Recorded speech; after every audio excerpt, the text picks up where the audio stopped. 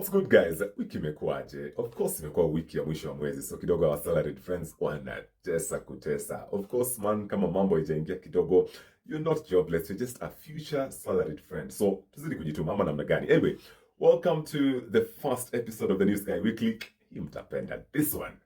Hii mtapenda. So this is what the News Guy Weekly is all about. Of course, it's about a recap of weekly newsworthy events. And nimegawa into five really engaging segments. Segment ya kwanza inaitwa Politics, just to delve deeper into political events zenye zimefanyika in the country in the past week. And then of course, segment number 2 ni tujiangalie, just a self-reflection segment. Kuna vitu zinafanyika Kenya, man. Inabidi tujiangalie, inabidi we self-reflect and have a conversation as Kenyans. And then of course, number 3, comrades. Si mnajua venye mnakuanga watu wa maana kwa the news guy. So I've dedicated a segment for you inaitwa the Comrades Desk. Kuangalia tu zile vitu men zina challenge comrades, ni nini mnapitia. So that's segment number 3, Comrades Desk. And then segment number 4 ni the dark side. Man, some of the sad stories zenye zimefanyika hii wiki, tragic events, people we have lost, and that is on the dark side. And then finally, the sunny side. The sunny side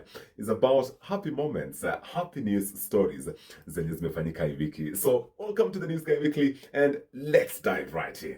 In politics, it seems Ndindi Nyoro is in trouble, and Gachagwa's problems are not ending anytime soon. Plus, lawyer Cliff Mbeta has a warning for these two guys. All this in politics. Let's dive in. So, tuanze na Rigiji, the truthful man, the defender of Mrima, mtoto ya Mau Mau, chuma ya zamani. He has officially lost his seat as the deputy president. Kindiki was sworn in as the 3rd deputy president under the 2010 constitution. And Pomped Kala, so many talking points from that swearing in, from that moment, the president nudged Kindiki kidogo akamwambia, smile bwana. Umekuwa sworn in kukuwa deputy president, you were not smiling. To Karen Nyamu kidogo kutesa pale. Aliamua kufika late, watu tu waone, unajua mimi ni Karen Nyamu. And then of course, there was the moment Kithure Kindiki pledged his loyalty to the president, and watu kidogo wakaona, so kidogo ni rais unaenda kutumikia. Are you trying to say you're not going to serve us? But of course, he also talked about being loyal to the people and said he is not going to disappoint people, the people who elected him, the people who believed in him. And how did Rigiji spend the day? Rigiji alikuwa na bask pale home na familia yake akisema, c'est la vie, life is life, maisha no maya. Anyway, moving on to that warning from lawyer Cliff Mbeta. Lawyer Cliff Mbeta kidogo anasema Gachagwa's problems are not ending anytime soon. Gachagwa may be taken to court for criminal charges, and si Gachagwa peke yake. Amemwambia Gachagwa aweke bail na bond ready. But he also has a warning for these two boys, Senator Methu and Senator Karunwa Thangwa. And he says that if they have any skeletons, then the government is also coming for them. And Hassan Omar kidogo anafikiria, Ndindi Nyoro should not be trusted. Hassan Omar thinks that Ndindi Nyoro is in the middle. Ndindi Nyoro is fence sitting. Kidogo hajamua atenda na mtu wa Mrima ama atenda na WSR. And kidogo ni kama chumba cha Ndindi Nyoro kinaweza kuwa kimotoni. Remember, Ndindi Nyoro holds a really serious position in the National Assembly. Yes, sasa ndio mkuu wa ile committee ile ya kutengeneza budget. Mambo ya budget, the Kiharu member of parliament is in charge, and he may lose that seat if Hassan Omar's words are anything to go by. And finally, do you guys know that kidogo finance bill inarudi? Have you guys seen those proposals? So there are like 4 proposals. It's an omnibus bill, but on a different proposals. So what were online, kidogo mnakujiwa. Ile definition ya digital businesses. Tax yenye iko applicable to digital businesses kidogo inaexpandiwa that meaning. So kuna tu biashara kadhaa zinaenda kuincludiwa hapo, content creation, nini freelancing, ride hailing apps zote sasa zinaenda kukuwa taxed bwana. Kuna vitu zinaitwa the top up tax that of course is going to apply to multinationals. That's also another proposal in the bill. I will be doing a longer video to break down these proposals for you. But yes, finance bill inarudi. And nilikuwa nimesahau hii. Cherargei mbona vitu zingine zuka tu ni kama watu wanajitakia shida? Because why would Cherargei claim that 60% of Kenyans who sent responses about that Constitution Amendment Bill of 2024 supported the bill? Wewe kama mtu ulituma email, among the 500,000 emails, did you support the bill? And what do you guys think about this from Cherargei? Drop that in the comments. That's it in politics. Twende the next segment bwana. Tujiangalie. This week's Tujangalia is a call to reflection on the rising number of femicide cases in the country. The National Police Service, through the Deputy Inspector General, Eliud Lagat, revealed that 97 femicide cases have been reported in the country in the past 90 days. That's an average of one woman being killed every day. One femicide per day. So this is a call to reflection on our values as a society. Are we becoming so intolerant? Are our marriages working? And if they are not working, then can we let go without killing each other? This is a call to, reflection on our churches, our leaders, key opinion shapers, stakeholders, activists. Where are we getting it wrong? Why are we becoming so intolerant? And how can we bring this femicide cases to an end? Tujiangalie. Segment number 3, the Comrades Desk. Comrades Yalala, Comrades Ria, Comrades Akchu, Comrades Zigizaga. Anyway, 3 things to talk about on the Comrades Desk this week. First of all, at Chuka University, the second student died in the space of 2 weeks. So there was an accident last week, and one of the 2 students who were hit died on the spot. And there were demonstrations by the students to, of course, ask Kenha to erect a footbridge and bumps outside the institution. And then this week, the second student succumbed to her injuries. And they are now organizing a protest on Monday, that's tomorrow, the 4th of November, to call on Kenha, to press upon Kenha, to kidogo demand that Kenha erects that footbridge and bumps. But there is a problem.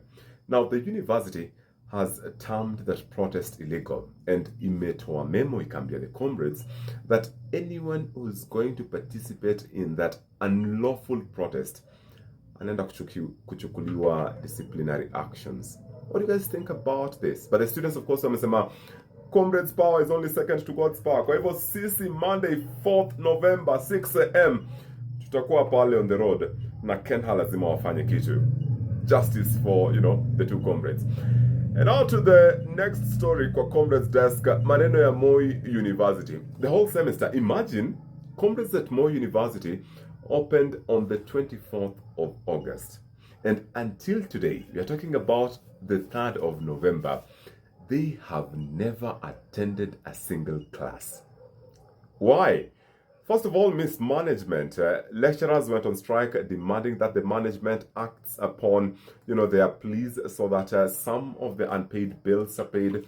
Some of their salaries are in arrears of up to 6 months. And the government came in, pledged 2.9 billion shillings. The treasury was supposed to send that money. But by this week, the money has not been released by the treasury, which means that the comrades will have to wait a little longer. But some good news for comrades who are set to graduate from Moi University this year. The Senate has set 19th December as the date for your graduation, and that is cast in stone. Kwa hivyo hiyo haiguzi kabisa. 19th December mtagraduate. But tena kuna shida. Comrades wa Moi wa Nairobi campus kidogo may be forced to look for another campus ama waende main campus. Why? Inasemekana the institution's Nairobi campus has been making losses for 4 consecutive years. And according to the statutes, which, is one of the governing instruments that the, institution, the universities, inasema if a campus makes losses for up to 4 years,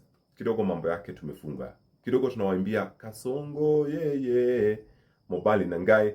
So that's about Moi University. And finally, comrades bado wanasema wanainama sana. Up to almost 8 weeks into the semester. Comrade hajapata help. Kidogo anasema naingia portal anaona tu disbursed, allocated. Lakini mfukoni kidogo hakuna pesa. Kwa hivyo nauliza, what is happening now? What is happening pale help? Kuna wale status wanasema ilikuwa allocated but sign cancelled. Come on, we can do better, man. Anyway, comrades ria, comrades tialala, hii maneno tutaongelea mpaka help ifanye kitu. Hapo namna gani? Thanks so much. And if you have a tip about, a new story you'd want me to include in any of these segments, ikweni tujiangalie Politrix, the Comrades Desk, then feel free to reach me ama angusha pale kwa comments. On to the next segment, guys.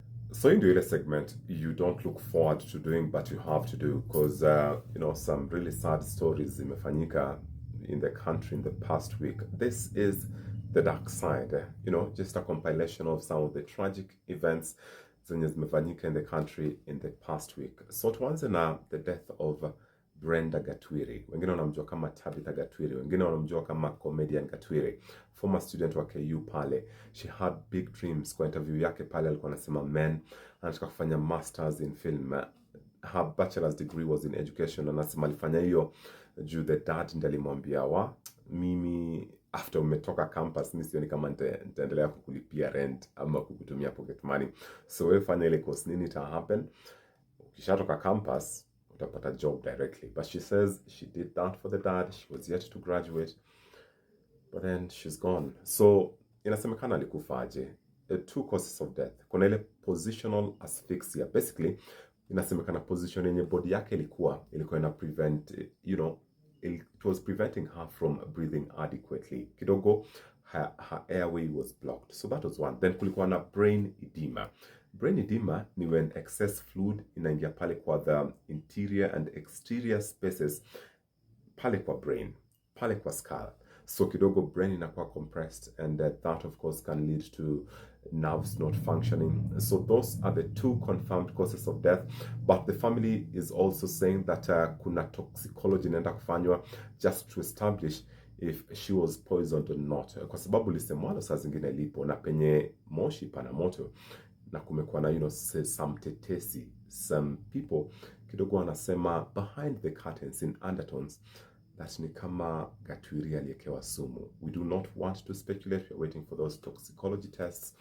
But for now, if you want to support Gatwiri, ndio hiyo hapo how to support her. Kuna paybill, kuna short code, and of course kuna link ya mchanga yenye pia nimeweka kwa hii posts. Thanks so much for supporting the family. Let's stand together with one of our creatives during this period, and we hope we give her deserving send-off. May she rest in peace. Then the next story, man, a story of Body by Design, a story of Lucy Ng'ang'a. So Lucy Ng'ang'a allegedly went to Body by Design. Kufanyiwa nini? Liposuction. Basically, kupunguziwa fat kwa tumbo. But then inasemekana that, during that surgical process, her intestines were perforated 5 times. Yani intestines zilidungwa mara 5. The result, alitumwa kaenda home. Akiwa home, inasemekana she called the hospital akamwambia mazee John nasikia uchungu ingine weird, and kidogo feces zimeanza kutoka from those holes. And the hospital allegedly told her it's part of the healing process. Ilimwambia uchungu itaisha, kidonda itapona. And then of course ikazidi akaenda Nairobi Hospital. Akiwa pale Nairobi Hospital, another surgery was done, kuosha kidogo tumbo, kujaribu tu kufanya the damage that was done, and then she died 4 days later at Nairobi Hospital. And the lawyers now at the Body by Design are claiming that Lucy hakukufa Body by Design. They are exonerating Body by Design from Lucy's death. Wanasema Lucy alikufa Nairobi Hospital. In fact, Body by Design alikaa for 2 days, then akaenda Nairobi Hospital for 4 days. So hao wanasema the client ako licensed. In fact, walikuwa wanafaa ku-expand, kuna inspection ilikuwa inafaa kufanyikwa, wapandishwe cheo.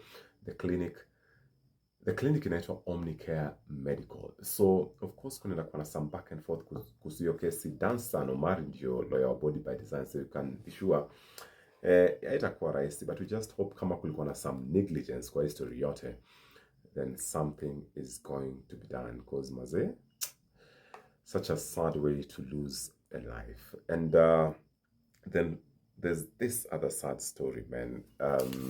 Kidogo hii mtanisaidia, mtanikubalia ni refer. Story ni mingi bwana. Story ni mingi sana. Kuna history ya the 24-year-old lady mwenye alipanda a taxi. Then what happened? The driver kidogo akaamua kumuua bana. The driver kampiga kichwa. Driver ni kama alikuwa anataka kumibia. So inasemekana driver alimpiga kichwa kwanza, but haikumzima. Then what happens next? Anaanza kupiga nduru, anaanza kustruggle, but amekwama na seatbelt. So kidogo na struggle na driver, wanapata accident, gari inaingia kwa ditch. driver hajaumia but huyu dem ameumia mbaya, kona head injuries. So the driver hits her again, takes the pass and runs away and leaves her for dead. How inhuman can someone be? And then kuna ile video ina trend about that maid mwenye ali-invite mwizi kwa nyumba bana na kaua boss wake. Na nasemekana zile vitu huyu jamaa alichukua ni less than 100,000 shillings in value, or slightly just above 100,000 shillings. Ndio maana saa zingine mazee ukipata mwizi anafanyiwa mob justice. Anyway, that's it for the dark side. It hasn't been, you know, the best of weeks. And bana ni maisha, we have to live with it. But on to the sunny side. Now, some bright news stories. Tuimalize na nini? Some sunny news, some bright news. Welcome to the sunny side. James and Rufi, wewe mliona harusi wewe. Did you guys see that harusi in Kitengela wewe? Yani, let me tell you about James and Rufi. Acha nikupe uhondo. So James and Rufi are a deaf couple from Kitengela. And lawyer Wahome Thuku shared their story, brought their story to the limelight, talked about how they have a modest budget for their wedding. And Kenyans, being Kenyans, man, came through for them. And just not financially. Pia leo kwa wedding walikuwa wamejaa mbaya. Now, here's something that's interesting about that wedding. First of all, it was administered in sign language. Sijui kusema I do, kwa sign language unasema aje. Sijui I don't know, but yes, kidogo they exchanged vows in sign language, and the pastor who was officiating the wedding also did it in sign language. So it's true, love is the language without any barrier. Mkikuyu na Mluhya wanaoana, Msomali na nini wanaoana. If a deaf person anaweza rusha shot, aingize manzi box, amwambie will you marry me, manzi akubali. My guy, unakaribia 40 na uko na mdomo na unaweza ongea na ile kizungu narushanga kwanza kwa klabu ni oh you guy, my guy. Kuingiza mtoto box ndio imekuwa ngumu. Kuoa ndio imekuwa ngumu. Wewe bwana, toa jam wewe. And another bright story. So some guy in Uganda, kulikuwa na accident na inasemekana alikuwa kwa hiyo gari, and watu wakadedi. But today, 34 days after amefanyiwa the burial, jamaa katokea. Ndo huyu mimi, here I am. So imekuwa ni sherehe sana, imekuwa ni, you know, some pomp and color. The guy anaitwa Bamusungwire. That's quite a name. Ama namna gani? Bamusungwire. So we are wishing Bamusungwire a long life, kidogo tusiue watu. And yes, that's the sunny side. If you have an interesting story, a happy story, tuma bwana, tuweke kwa the sunny side. Anyway, thanks so much for tuning in to the news Guy Weekly. Imekuwa fiti ama namna gani? Tupatane kwa another one next week, but kuna zingine zinakuja. Kuna This Week in Sports, hiyo ni ya watu wanapenda sports. Kuna This Week in Tech, hiyo ni ya watu wanapenda tech. Alafu kuna The Vibe Weekly. Hii sasa ndio ya uhondo. Hii ni ya chai. Hii ni ya celebrity gossip. So watch out for those 4 other videos. But for now, adios. Muona wiki njema. Ati muona wiki njema. Muona wiki njema, man. Ni furaha my guys. Ni furaha.